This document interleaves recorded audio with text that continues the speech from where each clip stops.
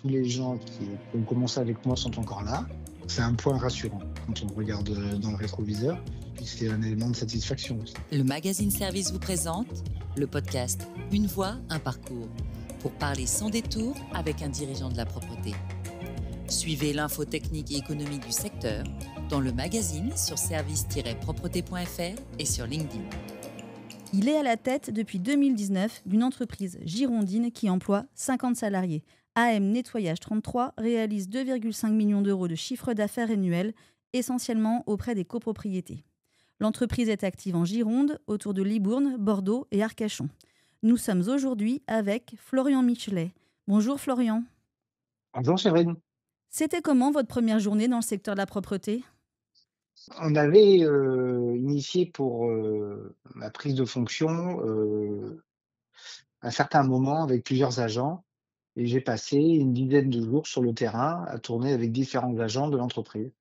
À l'époque, on était une vingtaine et j'avais donc consacré une journée ou une demi-journée avec chacun sur le terrain à faire le métier d'agent d'entretien. Directement sur le terrain pour voir comment ça se passe. Oui, ça permettait de créer un lien, déjà un lien humain avec les agents. Et puis, de comprendre, leurs problématiques, comprendre leur métier. J'étais pas issu moi du métier de la propreté et donc je voulais aussi, comprendre et donc ça passait par le terrain. Alors justement, peut-être avant de reparler de l'entreprise, comment vous en êtes arrivé là ? Je cherchais à entreprendre et dans ce projet, ça passait davantage par un rachat d'entreprise et non pas par une création pour aller un peu plus vite.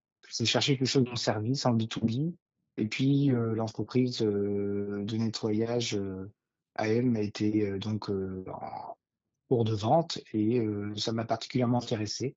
Ça correspondait à pas mal de mes critères, dont le côté, développement commercial, humain et puis surtout, non délocalisable. Donc c'était une opportunité et vous connaissiez pas, le secteur, de la propreté alors? Exactement, c'était quelque chose de complètement nouveau et neuf pour moi et donc je voulais entreprendre moi, surtout de développer, de gérer et donc ça a été une opportunité. Savoir que quand on cherche à racheter une société, parfois il y a peu de dossiers, peu d'élus, peu de dossiers qui vont jusqu'au bout et donc là, ça a pu se faire et donc c'était une opportunité qui, ma foi, correspondait à mon cahier des charges et puis aujourd'hui, me satisfait pleinement. Dites-nous peut-être en quelques mots, votre vie d'avant? Ma vie d'avant était essentiellement tournée vers les grands groupes. J'ai une formation, école de commerce à Bordeaux et puis, à l'international, essentiellement, sur les grands comptes dans l'automobile. Après chez des équipementiers, type Valeo par exemple, hein, où j'ai passé pas mal de temps. Puis après je suis parti dans le monde, de la construction avec certaines applications techniques chez Saint-Gobain où ça me suit beaucoup plu. Donc c'était essentiellement des grands groupes et pas nécessairement dans le monde du TPE-PME, mais le moment pour moi était venu d'entreprendre. Alors du coup, j'avais fait une formation sur la, reprise d'entreprise, qui est une formation à travers une association. Donc vous dirigez l'entreprise depuis 2019. Dites-nous, comment s'est passée la reprise, Ça a été une reprise, alors ça à l'époque, on était une petite vingtaine, chez AM Nettoyage. L'ancien gérant était encore, présent et généralement, il y a une transition qui se fait entre le repreneur et le cédant. Il était prévu de faire, 4 mois de transition. Finalement, on a fait, 1 mois et demi, 2 mois. Le gérant a pu partir un peu plus tôt. Une fois que vous avez compris les choses, vous avez envie d'aller dans le grand bain, même si, vous continuez à apprendre tout au long. Au bout de 2 mois, j'ai pu, diriger l'entreprise, sans avoir besoin du cédant. Puis après, à moi de constituer, développer, mon équipe, avec les gens en place. C'est essentiellement des gens, qui étaient en mmh. interne à qui j'ai fait appel. Et aujourd'hui, finalement, tous les gens qui ont commencé avec moi sont encore là. C'est un point rassurant quand on regarde, dans le rétroviseur, puis c'est un élément de satisfaction. C'est-à-dire que ça reste, valorisant de se dire que finalement, les gens restent, parce que peut-être que ce que vous faites, ça marche ou c'est apprécié, même si c'est jamais parfait. Aujourd'hui, on continue et vous avez vu, on était une vingtaine, on est passé à quasiment 50 aujourd'hui, temps plein. Ça, c'est une particularité de AM Nettoyage, c'est-à-dire que, d'un point de vue, sociétal et projet d'entreprise, on n'est que sur des gens en CDI à temps plein. Donc je ne souhaite pas, moi, développer des temps partiels et cetera. Donc nous, on crée des postes et sur ces postes, on vient agréger des contrats, hein. Donc c'est, l'humain est au centre du projet, hein, c'est-à-dire que c'est des bons agents qu'on essaie de former et qu'on continue à développer. C'était déjà le cas? C'était déjà le cas, oui, tout à fait, c'est ce modèle, mais qu'on a un petit peu sanctuarisé et qu'on a, continué à développer et j'ai quelques agents qui sont à temps partiel, qui sont des exceptions, 2 ou 3 personnes, qui sont, des annexes 7 et avec qui on essaye d'avancer ensemble. C'est-à-dire que chez nous, chaque agent en CDI a son véhicule de service et tout le matériel à l'intérieur. L'idée, c'est bien de proposer un emploi complet, responsable et qui permettent à l'agent de se projeter, avec nous. Et c'est quoi les avantages de ce fonctionnement? Les avantages, je pense que ça limite le nombre d'intermédiaires en ressources humaines, ça limite, le nombre de recrutements auxquels vous avez, à faire face et ça permet aussi de fidéliser. Il est plus facile d'avoir du poids auprès de quelqu'un, que vous employez à temps plein pour, essayer de développer, d'améliorer la qualité, de faire, d'avoir des retours, d'avoir une forme d'implication En termes de formation aussi, j'imagine? en termes de formation, d'accompagnement. Alors ça peut être des formations, qui ne sont pas nécessairement des formations à travers, des organismes, hein, ça peut être aussi des formations en interne. C'est-à-dire c'est le chef d'équipe qui va transmettre, la montée en compétences, des équipes sur différents sujets. C'est essentiellement aussi du travail, en journée, en tout cas du travail en continu? Avoir des gens à temps plein, en tout cas sur de la copropriété, j'ai des gens, qui sont pas tenus par rapport à des mais pas censés intervenir et avant une certaine heure ou après une certaine heure pour ne pas gêner, le sujet qu'on peut avoir dans les bureaux avec des et le travail en journée. Là, on est vraiment sur le travail en journée. On peut intervenir à l'heure que l'on souhaite, à partir du moment où on peut passer l'aspirateur dans les parties communes, par exemple. Mmh. Mais enfin, pour recruter les gens et avoir un équilibre vie personnelle, vie professionnelle, c'est bien plus facile.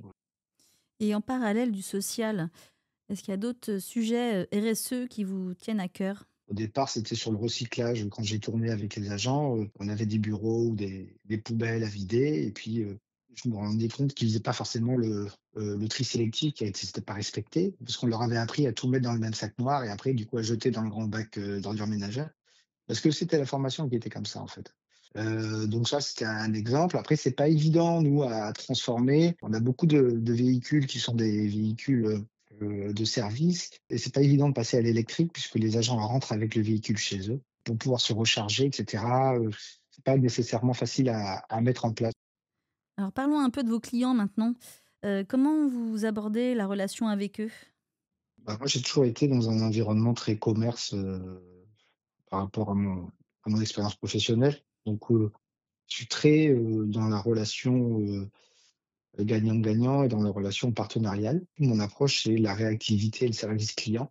Ma démarche, c'est surtout de se dire: «Bon, c'est le client avant toute chose», toujours en protégeant nos salariés, mais bon, il y a toujours une part de vérité dans ce que vous dit un client et donc, ça nous est arrivé avec un client qui on ne pouvait pas, développer de relations, saines, de dire stop, hein. Je crois qu'il faut aussi savoir protéger et prendre la défense de nos salariés.